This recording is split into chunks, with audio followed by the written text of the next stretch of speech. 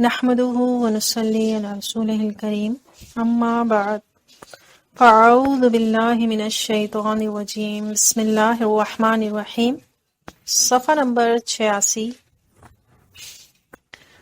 ایسی صورت میں حضور سید المقربین نبی کریم صلی اللہ علیہ وآلہ وسلم کے حق میں یہ کہنا کہ رسول کے چاہنے سے کچھ نہیں ہوتا عظمت شان رسالت کے منافی ہے، بلکہ مقام نبوت کی توہین و تنقیص ہے۔ جب رسول اللہ صلی اللہ علیہ وآلہ وسلم صفات الہیہ کا مظہر عتم ہے اور ان کی مشیت ایزدی کا ظہور ہے، تو اس کا پورا نہ ہونا معاذ اللہ مشیت خداوندی کی ناکامی ہوگی۔ یہی توہین نبوت اور کفر خالص ہے، اور کمالات انبیاء علیہم السلام کی تنقیص اسی لیے کفر ہے کہ کمالات نبوت قطعاً صفات الہیہ کا ظہور ہوتے ہیں۔ ہیڈنگ نمبر 19، دیوبندیوں کا مذہب۔ دیوبندی مذہب میں حضور صلی اللہ علیہ وآلہ وسلم کی تعریف بشر کسی کی جائے، بلکہ اس میں بھی اختصار کیا جائے۔ تقویت الایمان کے صفحہ نمبر 35 پر لکھا ہے، یعنی کسی بزرگ کی تعریف میں زبان سنبھال کر بولو، اور جو بشر کسی تعریف ہو وہی کرو، سو اس میں بھی اختصار ہی کرو۔ ہیڈنگ، اہل سنت کا مذہب۔ اہل سنت کے نزدیک ہر بزرگ کی تعریف اس کی شان اور مرتبہ کے لائق کی جائے گی، حتیٰ کہ حضرت محمد مصطفیٰ صلی اللہ علیہ وآلہ وسلم کی تعریف بشر کسی ہونا تو درکنار ملائکہ مقربین سے بھی زیادہ ہوگی، کیونکہ حضور صلی اللہ علیہ وآلہ وسلم کا مرتبہ ان سے بلند و بالا ہے۔ ہیڈنگ نمبر 20، دیوبندیوں کا مذہب۔ دیوبندی علماء کے مذہب میں انبیاء، رسول، ملائکہ معاذ اللہ سب ناکارے ہیں۔ تقویت الایمان صفحہ نمبر 15-16 پر لکھ دیا ہے، اللہ جیسے زبردست کے ہوتے ہوئے ایسے عاجز لوگوں کو پکار کر کچھ فائدہ اور نقصان نہیں پہنچا سکتے۔ محض بے انصافی ہے کہ ایسے بڑے شخص کا مرتبہ ایسے ناکارہ لوگوں کو ثابت کیجیے۔ ہیڈنگ، اہل سنت کا مذہب۔ اہل سنت کے نزدیک محبوبان خداوندی، انبیاء کرام، رسل، ملائکہ اعظام کے حق میں لفظ ناکارہ بولنا ان کی شان میں بےہودہ گوئی اور دریدہ دہنی ہے، نعوذ باللہ من ذالک۔ ہیڈنگ نمبر 21، دیوبندیوں کا مذہب۔ علماء دیوبند کے نزدیک اللہ تعالیٰ کی بڑی مخلوق انبیاء و رسول کرام علیہ السلام کی شان اللہ تعالیٰ کی بارگاہ میں معاذ اللہ چوڑے چمار سے بھی گری ہوئی ہے۔ تقویت الایمان کے صفحہ نمبر 8 پر تحریر ہے، اور یہ یقین جان لینا چاہیے کہ ہر مخلوق بڑا ہو یا چھوٹا اللہ کی شان کے آگے چمار سے بھی ذلیل ہے۔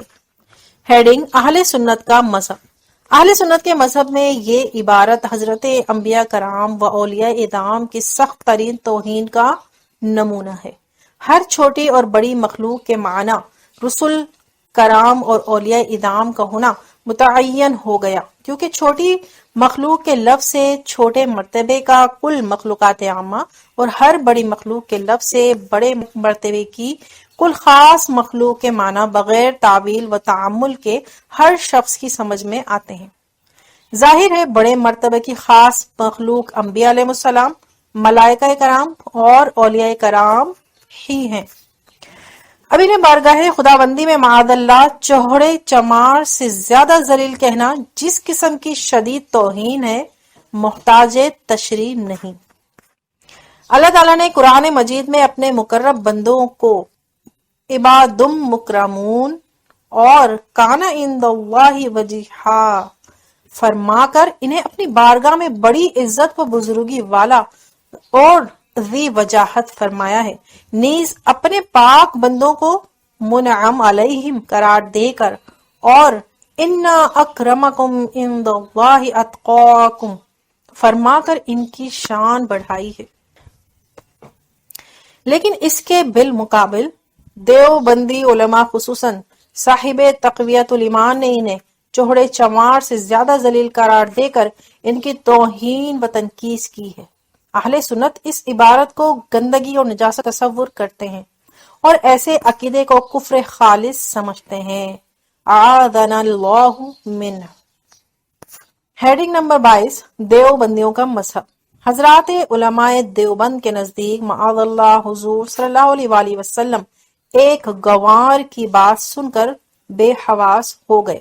اسی تقویت الایمان کے صفحہ نمبر 31 پر لکھا ہے، سبحان اللہ اشرف المخلوقات محمد رسول اللہ صلی اللہ علیہ وآلہ وسلم کی تو اس کے دربار میں یہ حالت ہے کہ ایک گنوار کے منہ سے اتنی بات سنتے ہی مارے دہشت کے بے حواس ہو گئے۔ ہیڈنگ اہل سنت کا مذہب۔ اہل سنت کا مذہب یہ ہے کہ انبیاء علیہ السلام کے حواس تمام انسانوں کے حواس سے اقویٰ اور اعلیٰ ہیں۔ سید الانبیاء صلی اللہ علیہ وآلہ وسلم کے حق میں یہ کہنا کہ حضور ایک گنوار کی بات سن کر بے حواس ہو گئے، بارگاہ نبوت میں سخت ترین توہین و تنقیص ہے۔ ہیڈنگ نمبر 23، دیوبندیوں کا مذہب۔ علماء دیوبند کے مذہب میں فرشتوں اور رسولوں کو طاغوت کہنا جائز ہے۔ مولوی حسین علی ساکنوا بچرا اپنی تفسیر بلغت الحیران کے صفحہ نمبر 43 پر فرماتے ہیں، اور طاغوت کا معنی کل ما عبد من دون اللہ فہو الطاغوت، اس معنی کے بموجب جن اور ملائکہ اور رسولوں کو طاغوت بولنا جائز ہوگا۔ ہیڈنگ اہل سنت کا مذہب۔ اہل سنت کے نزدیک فرشتوں اور رسولوں کو طاغوت کہنا ان کی سخت ترین توہین ہے اور ملائکہ و رسول کرام کی توہین کرنے والا خارج از اسلام ہے۔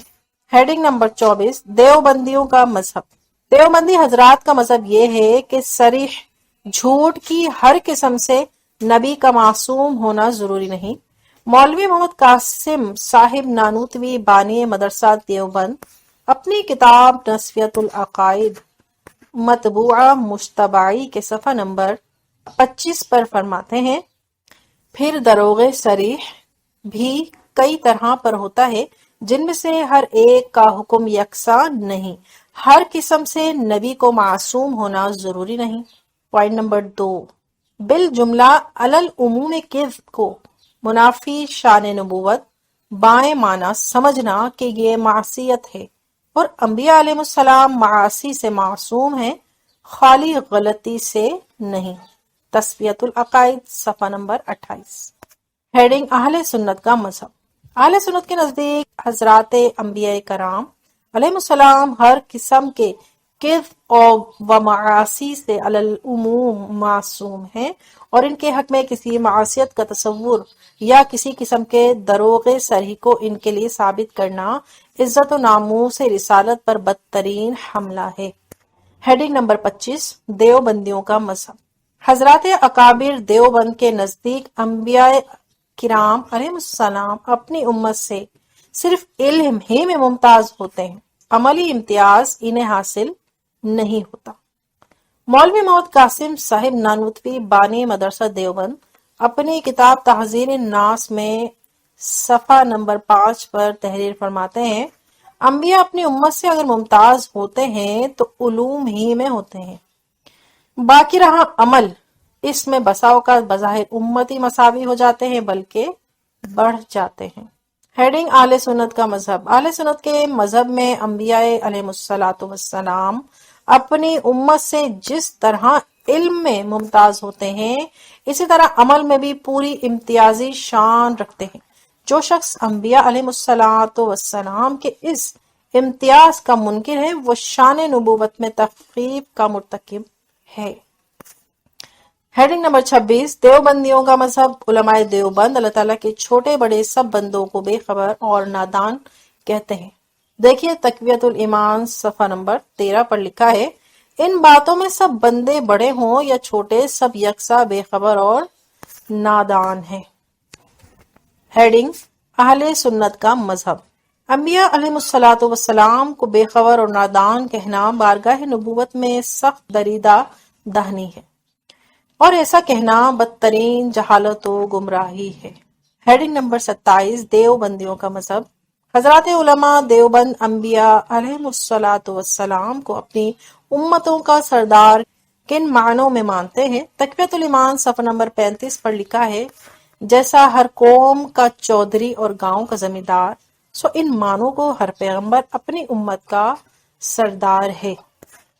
ہیڈنگ اہل سنت کا مذہب۔ اہل سنت کا مسلک یہ ہے کہ انبیاء علیہ الصلوۃ والسلام کو اپنی امت پر وہ سرداری حاصل ہے جو کسی مخلوق کے لیے ثابت کرنا توہین رسالت ہے۔ ہیڈنگ نمبر 28، دیوبندیوں کا مذہب۔ دیوبندی حضرات کے نزدیک مفسرین جھوٹے ہیں۔ مولوی حسین علی صاحب شاگرد رشید مولوی رشید احمد صاحب گنگوہی بلغت الحیران صفحہ نمبر 15 پر لکھتے ہیں، ادخلوا الباب سجدا، باب سے مراد مسجد کا دروازہ ہے کہ جو نزدیک تھی اور باقی تفسیروں کا کذب ہے۔ ہیڈنگ اہل سنت کا مذہب۔ اہل سنت کے عقیدوں میں تفسیروں کو کذب کہنے والا خود کذاب ہے۔ ہیڈنگ نمبر 29، دیوبندیوں کا مذہب۔ علماء دیوبند کے نزدیک محمد بن عبد الوہاب اور اس کے مقتدی وہابیوں کے عقائد عمدہ تھے۔ فتاوی رشیدیہ حصہ اول صفحہ نمبر 111 پر ہے۔ سوال: وہابی کون لوگ ہیں اور عبد الوہاب نجدی کا کیا عقیدہ تھا اور کون مذہب تھا، اور وہ کیسا تھا، اور اہل نجد کے عقائد میں اور سنی حنفیوں کے عقائد میں کیا فرق ہے؟ الجواب: محمد بن عبد الوہاب کے مقتدیوں کو وہابی کہتے ہیں۔ ان کے عقائد عمدہ تھے اور مذہب ان کا حنبلی تھا۔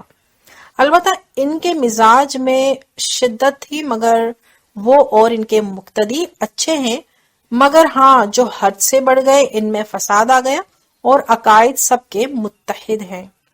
اعمال میں فرق حنفی، شافعی، مالکی، حنبلی کا ہے۔ رشید احمد گنگوہی۔ ہیڈنگ اہل سنت کا مذہب۔ اہل سنت کے نزدیک محمد بن عبد الوہاب باغی، خارجی، بے دین و گمراہ تھا۔ اس کے عقائد کو عمدہ کہنے والے اسی جیسے دشمنان دین ضال و مضل ہیں۔ دیوبندیوں کا مذہب۔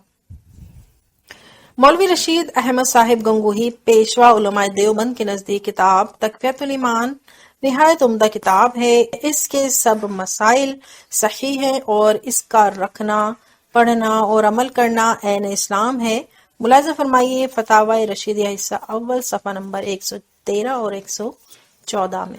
سوال: تقویۃ الایمان میں کوئی مسئلہ ایسا بھی ہے جو قابل عمل نہیں یا کل اس کے مسائل صحیح ہیں؟ الجواب: بندہ کے نزدیک سب مسائل اس کے صحیح ہیں، تمام تقویۃ الایمان پر عمل کرے۔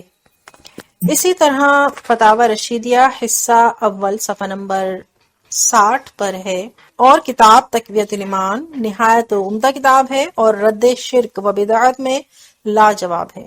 استدلال اس کے بالکل کتاب اللہ اور احادیث سے ہیں، اور اس کا رکھنا اور پڑھنا، عمل کرنا عین اسلام ہے۔ ہیڈنگ اہل سنت کا مذہب۔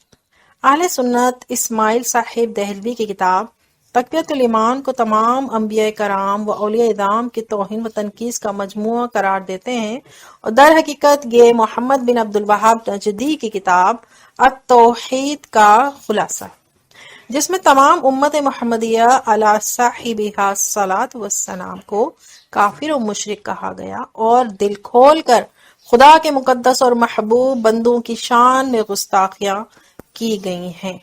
ہیڈنگ نمبر 31، دیوبندیوں کا مذہب۔ دیوبندی علماء کرام یا شیخ القادر کہنے والوں کو کافر، مرتد، ملعون، جہنمی کہتے ہیں۔ پھر جو شخص جان بوجھ کر انہیں ایسا نہ کہے، اس کو بھی ویسا ہی کافر، مرتد، ملعون، جہنمی اور زانی قرار دیتے ہیں اور ان کے نکاح کو باطل سمجھتے ہیں۔ ملاحظہ فرمائیے فتویٰ مندرجہ بلغت الحیران صفحہ نمبر 2۔ ان عقائد باطلہ پر مطلع ہو کر انہیں کافر، مرتد، ملعون، جہنمی نہ کہنے والا بھی ویسا ہی مرتد و کافر ہے، اور پھر اس کو جو ایسا نہ سمجھے وہ بھی ایسا ہی کرے۔ کوكب یمانین علی الجعلانی والخراتین توضیع المراد لمن تخبت فی الاستمداد۔ ان کتابوں میں ثابت کیا گیا ہے کہ ایسے عقائد رکھنے والے کافر ہیں، ان کا نکاح کوئی نہیں، سب زانی ہیں۔ ہیڈنگ اہل سنت کا مذہب۔ اہل سنت کے نزدیک صحت اعتقاد کے ساتھ یا شیخ عبد القادر جیلانی اور اس قسم کے تمام الفاظ ندا کہنا جائز ہیں۔ جو شخص کہنے والوں کو مرتد، ملعون، کافر، جہنمی اور زانی قرار دیتا ہے، وہ اکابر اولیاء امت کی شان میں گستاخی کر کے خود ملعون، جہنمی اور زانی ہے۔ ہیڈنگ نمبر 32 دیوبندیوں کا مذہب۔ علماء دیوبند کے نزدیک بزرگان دین کو اللہ تعالیٰ کا بندہ اور اس کی مخلوق مان کر اور ان کے لیے اللہ کی دی ہوئی قوت تسلیم کر کے انہیں اپنی سفارشی سمجھنے والے اور ان کی نظر و نیاز کرنے والے گویا صحابہ کرام علیہم الرضوان سے لے کر آج تک کے تمام مسلمان اولیاء، علماء، مجتہدین، صالحین سب کافر و مرتد اور ابو جہل کی طرح مشرک ہیں۔ تقویت الایمان صفحہ نمبر 4 پر مرقوم ہے۔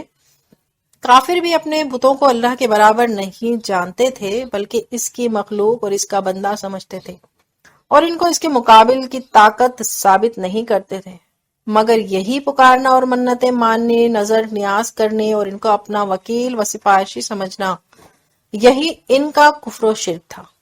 سو جو کوئی کسی سے یہ معاملہ کرے گو کہ اس کو اللہ کا بندہ و مخلوق ہی سمجھے، سو ابو جہل اور وہ شرک میں برابر ہے۔ اہل سنت کا مذہب۔ ہیڈنگ اہل سنت کا مذہب۔ اہل سنت کے نزدیک ایسے لوگوں کو کافر و مشرک کہنا خود کفر و شرک کے وبال میں مبتلا ہونا ہے۔ مقربین بارگاہ خداوندی کے لیے مقید بالاذن تصرف، طاقت و قدرت اور سفارش ثابت کرنا حق اور درست ہے، اور ان کا موجب دلال اور باعث نقال ہے۔ ہیڈنگ نمبر 33 دیوبندیوں کا مذہب۔ اکابر علماء دیوبند کے حسب ذیل عقائد و مسائل مندرجہ ذیل عبارت و حوالہ جات میں ملاحظہ فرمائیں۔ نمبر 1، رسول اللہ صلی اللہ علیہ وآلہ وسلم کے علم غیب کا عقیدہ رکھنا صریح شرک ہے۔ نمبر 2، عرس کا التزام کرے یا نہ کرے بہرحال ناجائز ہے۔ نمبر 3، تاریخ معین پر قبروں پر جمع ہونا بغیر لغویات کے بھی گناہ ہے۔ نمبر 4، متبع سنت اور دیندار کو وہابی کہتے ہیں۔ نمبر 5، تیجا وغیرہ ناجائز ہے۔ قرآن شریف و کلمہ طیبہ اور درود شریف پڑھ کر ثواب پہنچانا اور چنے تقسیم کرنا سب ناجائز ہے۔ نمبر 6، 40واں اور 11ویں بھی بدعت ہے۔